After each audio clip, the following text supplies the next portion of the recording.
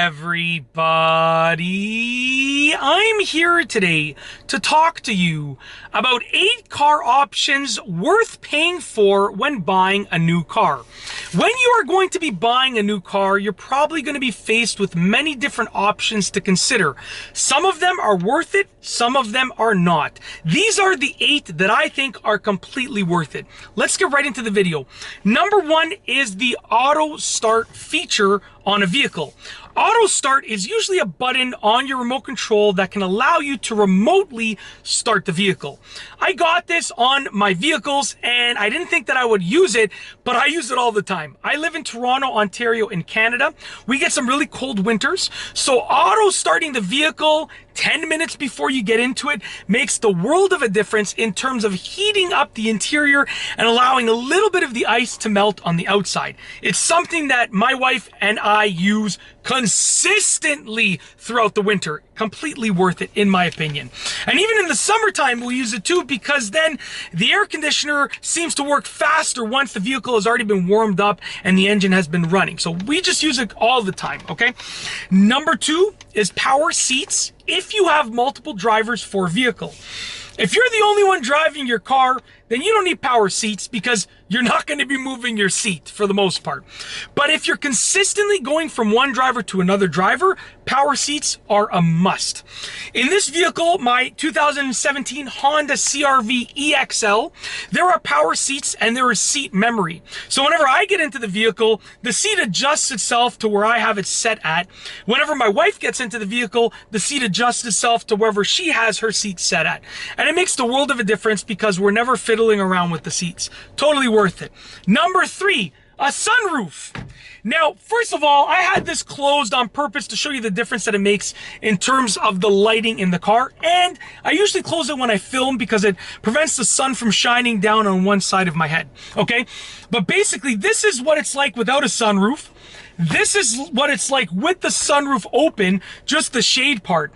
And then when I actually open the sunroof, it gets even brighter, as you can see, and it just feels more open. It's almost like having a part-way convertible to a certain degree. It's something that I use all the time in the summers. If you ever see me driving on the road, by any chance, if you live in Toronto, Ontario in Canada, and you ever see me driving on the road and it's not freezing outside, the sunroof is open, I can almost guarantee it. And unless it's raining, and even if it's just drizzling, sometimes I leave it open anyways. I love it. Number 4, advanced driver assist features.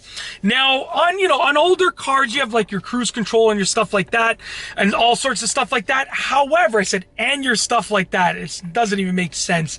It's not your stuff, it's the car's stuff. But you have like regular stuff. On modern cars, you get some advanced driver assist features, lane departure warning, adaptive cruise control, like all these extra things. And I thought I wouldn't use them. I use them all the time. If you're going on a road trip or driving on the highway for long periods of time, adaptive cruise control is incredible, okay?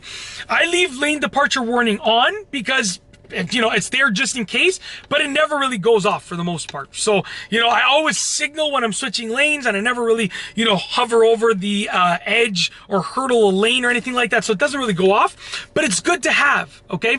As a father, I'm a father, so I always want to have every safety feature possible on my vehicles. And these driver assist features are huge for safety. Totally worth it, most definitely.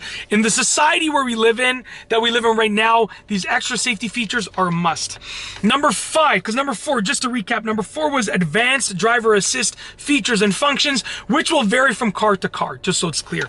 Number 5, leather seats. Now, if you have young kids, leather seats are huge because they're going to spill stuff. They're going to get crumbs on the seats, blah, blah, blah. Leather seats are much easier to clean. I just like the feel of leather seats because this is the first vehicle that I've ever bought that had leather seats. And as soon as I sat in it, I was like, wow, I got to get this. I worked really hard. I know they cost a bit more. Totally worth it though. I love the feel of them. They sort of maintain their plushness, and the smell of the car seems to be better. I guess they don't absorb as much of the smell as a cloth seat would. So the overall smell of the car just seems to stay more consistently good, okay? Yeah, number 6, an extended warranty. I always purchase extended warranties with my vehicles. Some people think it's not worth it. I think it's completely worth it. Even if you never use it, the peace of mind is completely worth it for the price that they cost. And usually the cost of an extended warranty is a tiny fraction of the overall cost of the car. So it's just something that I would recommend to anybody, just for the peace of mind. If your budget allows for it, I would argue to you to buy a car that your budget allows for the extended warranty. If you can't afford the extended warranty, I would tell you not to buy the car and get a cheaper trim level or a cheaper vehicle that you can buy the extended warranty with. But that's just my own opinion. You can take it or leave it, okay? Number 7, because number 6 was extended warranty. Number 7 is winter mats. If you live somewhere where you get lots of snow and salt, buy the winter mats. They're quite pricey when you get them, from the dealership, or even if you get like aftermarket ones that are advanced level, high quality winter mats. They are quite expensive, but absolutely worth it in every way to protect your car's interior. Get your winter mats. Last but not least is number 8, which is heated or ventilated seats. So in this car, we have heated seats. Absolutely awesome. I use them all the time in the winter. Just fantastic.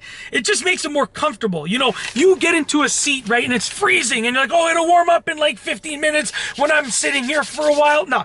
Turn on the heated seats. Within like a couple of minutes, it's nice and toasty, right? Totally worth it. And if you live somewhere hot and you can get a vehicle with ventilated seats, get it. This vehicle that I'm driving, my CR-V, doesn't have ventilated seats.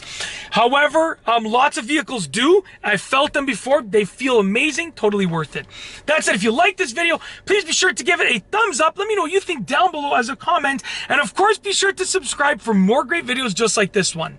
And that's all I have for you today. Thanks for watching.